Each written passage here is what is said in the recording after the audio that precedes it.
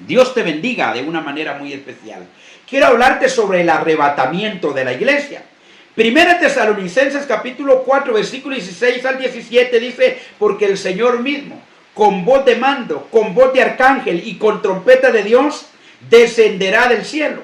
Y los muertos en Cristo resucitarán primero. Luego nosotros, los que vivimos, los que hayamos quedado, seremos arrebatados juntamente con ellos en las nubes para recibir al Señor en el aire, y ahí estaremos siempre con el Señor. La resurrección de los muertos en Cristo y su arrebatamiento junto con aquellos que estén vivos en la venida del Señor es la esperanza inminente y bienaventurada de la iglesia. En 2 Tesalonicenses capítulo 2 versículo 1, Pablo llama al rapto nuestra reunión con Él.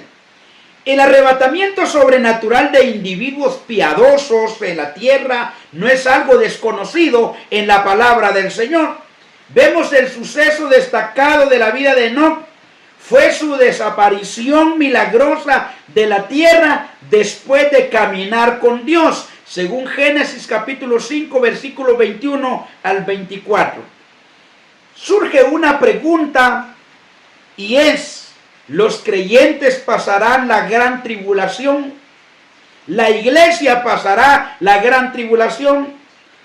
Aunque el pueblo de Dios quizás sufra muchas dificultades antes de la venida del Señor, la iglesia va a ser raptada antes del periodo llamado la gran tribulación.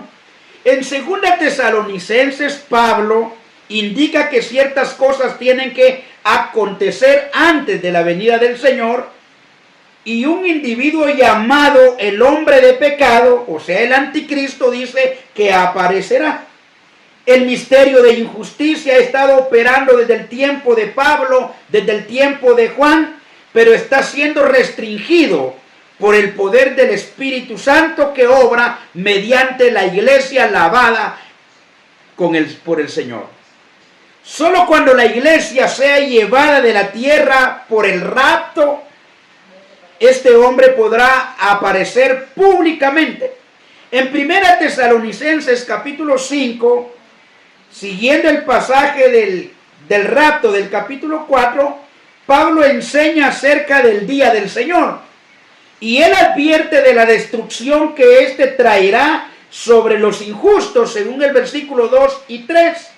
Pero enseguida aseguró que los cristianos que son seguidores de Cristo no serán vencidos, según el versículo 4.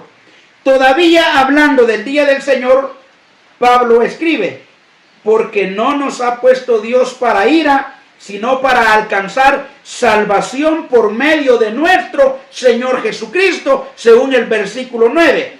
Parece claro que él está indicando aquí la liberación de los creyentes lavados con la sangre del Cordero de los juicios del día del Señor, incluida la gran tribulación.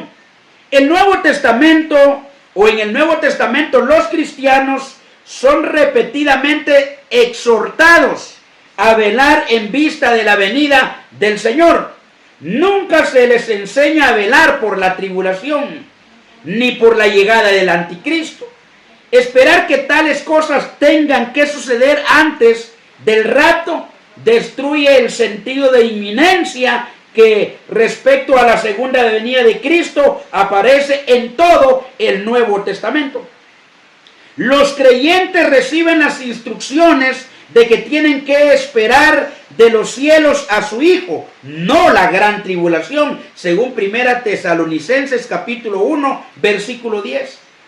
Cuando las señales del fin de la era son evidentes, deben de erguirse y levantar su cabeza en expectación de su redención, no de la gran tribulación, según Lucas 21, 28.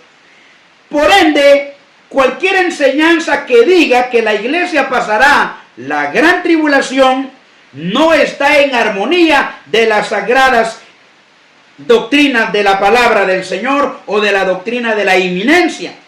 Dios no mandó el diluvio hasta que Noé y su familia estuvieran seguros en el arca. Tampoco destruyó Sodoma y Gomorra hasta que Lot salió. La Biblia se refiere de un rapto que es pretribucionalista antes de la gran tribulación. La iglesia saldrá antes de la gran tribulación para estar en reunión con Él, como Pablo muy bien lo especifica.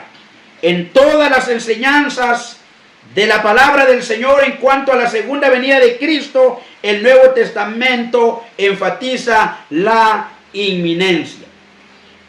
En conclusión, interponer otros sucesos antes del rapto viola tales enseñanzas.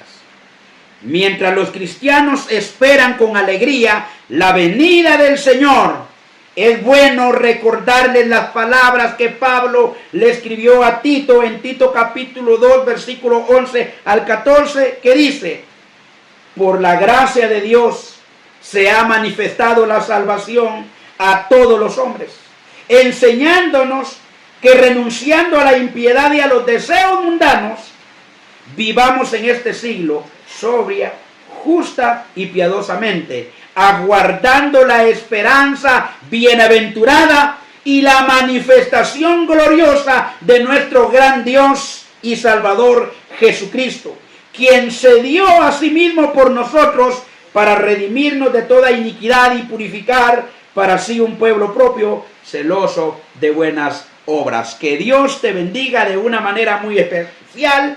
Espera que el Señor pronto viene por